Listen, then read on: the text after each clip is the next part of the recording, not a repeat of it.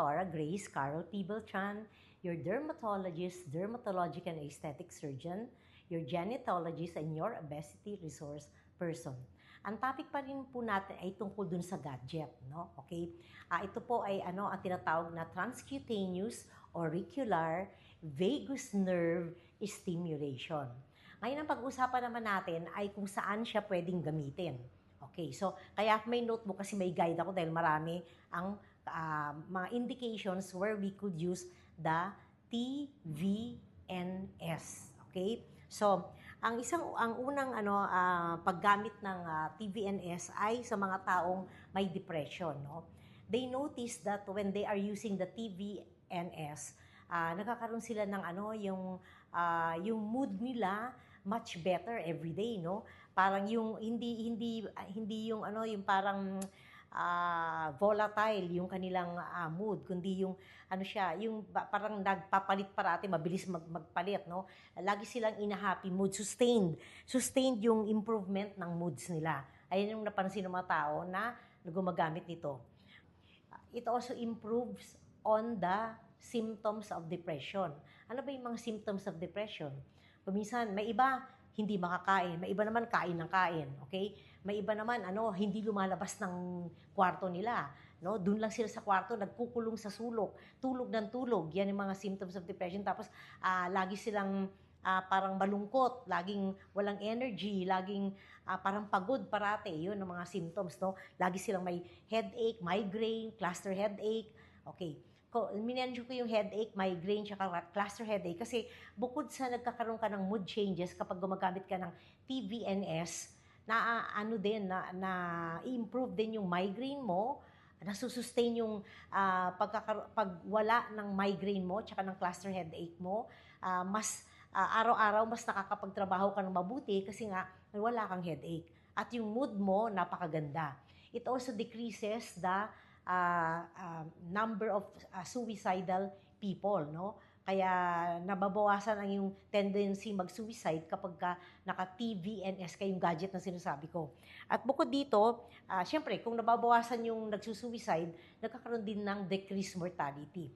Pero pag binigay mo to sa pregnant women at saka sa children, nakakatulong din to na malaki sa pregnant women at saka sa children. Kasi when you give antidepressants sa pregnant women, pwedeng magkaroon ng problema yung kanilang baby sa sinapupunan, no? Kasi it's a medicine.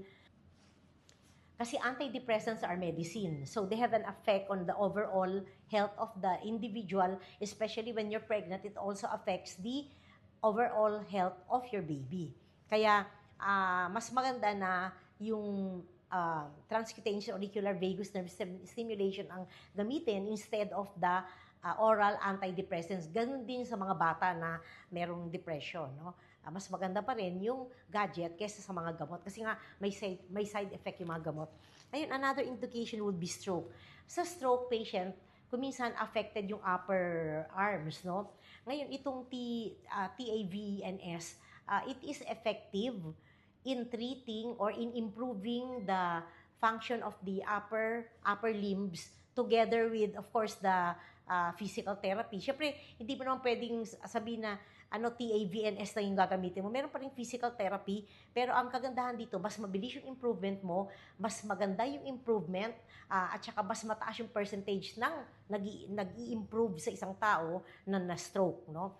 And also, sa dysphagia, yung difficulty in swallowing, since it affects since it stimulates the torso and the neck area, the vagus nerve, I'm referring to the vagus nerve, it also affects the swallowing problems of patients with stroke, no?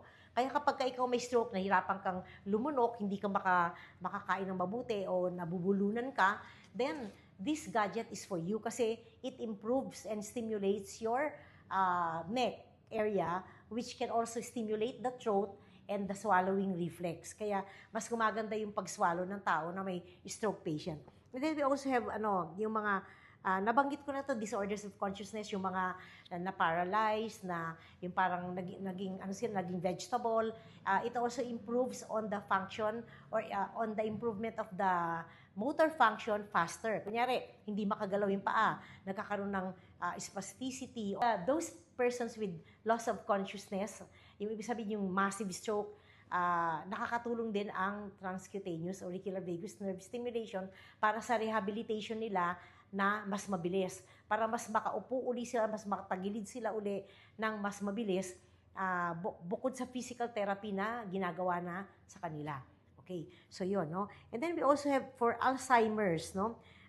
Sa Alzheimer's naman, ang TVNS, it enhances word recognition. Okay?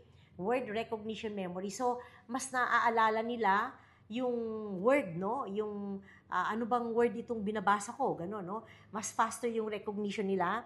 And then, they also have a memory retention in language learning na mas mabilis din at mas maganda. Hemorrhagic stroke, hindi advisable yung TAVNS, no? Pero for other disease of consciousness like coma, vegetative state, unresponsive wakefulness syndrome, and then minimally conscious state na mga disorders of consciousness, it will help in the rehabilitation of these patients because it will make the improvement faster. The ability to move it will be faster kaysa yung naka-paralyze ka, nakahiga ka lang, naka-paralyze ka. Yung motor function mo, mas mabilis na mag-improve kapag meron kang physical therapy and at the same time, meron kang sensory stimulation at the same time, meron ka ding transauricular vagus nerve stimulator gadget. Okay, so actually napakarami pa nito, no? Pero napakarami pa nang i-discuss ko, pero siguro sa part 4 lang. Pero may isa pa akong gustong i-discuss, no?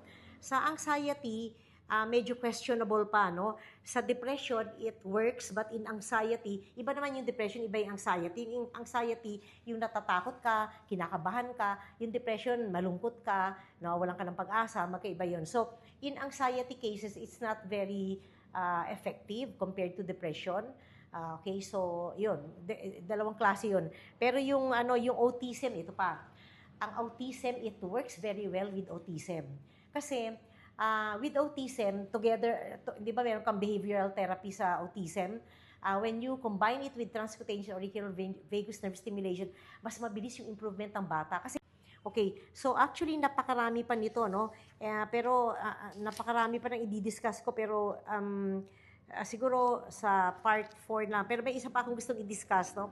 Sa anxiety, medyo questionable pa, no? Sa depression, it works, but in anxiety, iba naman yung depression, iba yung anxiety. Yung anxiety, yung natatakot ka, kinakabahan ka. Yung depression, malungkot ka, nawawalan ka ng pag-asa, magkaiba yun. So, in anxiety cases, it's not very effective compared to depression.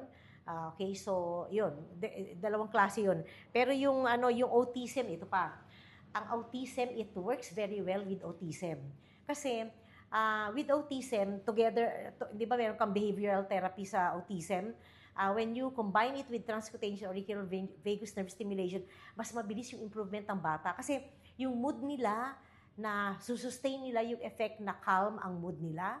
Tapos, yung alertness nila, mental alertness, yung bang, kunyari, hindi ba yung mga autistic children, tinatawag mo siya, oy, kunyari, Mark, nakagano lang, nakatulala lang, nakatingin lang, blanco. Pero yung alertness nila, once you are using the transauricular vagus nerve stimulation, maganda. Kasi pag tinatawag ko sila, Mark, gaganon ka agad. Merong eye-to-eye contact, no? At saka nasusustain nila yung eye-to-eye contact. Hindi kunyari yung, Mark, tapos, ganyan. Ganyan lang, parang wala sila sa mundo. Parang gano'n, no? Gano'n ang mga autistic eh. Some of them are like that. Okay, but others may not be like that, no? Okay, yung mild, hindi gano'n. So, it improves on the mood of the autistic child, sustained mood changes na for the better, and then it also has a sustained alertness change in the autistic child, kaya mas attentive sila, mas nakakapakinig sila ng mabuti, mas naiintindihan nila yung mga sinasabi mo ng mabuti kasi alert sila. And then the last would be ang communication skills nila. Kasi with some of the autistic child, hindi sila makakommunicate, hindi nila masabing nararamdaman nila, yung iniisip nila, hindi nila masabi kasi nga garbled yung kanilang yung brain cells, no? Merong problema sa sa electrical stimulation ng kanilang neuronal activity. Kaya garbled, parang gano'n, hindi nila maintindihan. But with this gadget, transauricular vagus nerve stimulation, ang kanilang communication skill nag-i-improve. So, mood changes, sustainable mood changes, sustainable alertness na nag-change sa mga autistic child, and the communication and verbal skills are also improved.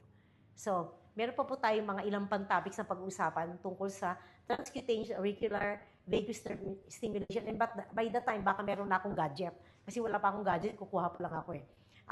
For those who are interested, kasi ang ganda-ganda ng gadget na to, bibilin mo lang siya minsan, the whole family can use it. And then other people, your friends, you can even give it as a gift, no, to your friends. Itong pinaka-most valuable gift na mabibigay nyo sa friend na talagang mabait na friend ninyo. Kasi makakatulong na siya sa family health, sa individual health.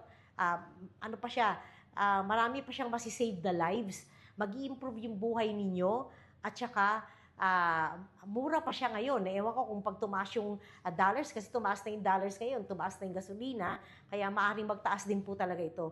So, if I were you, I would secure my gadget as soon as possible.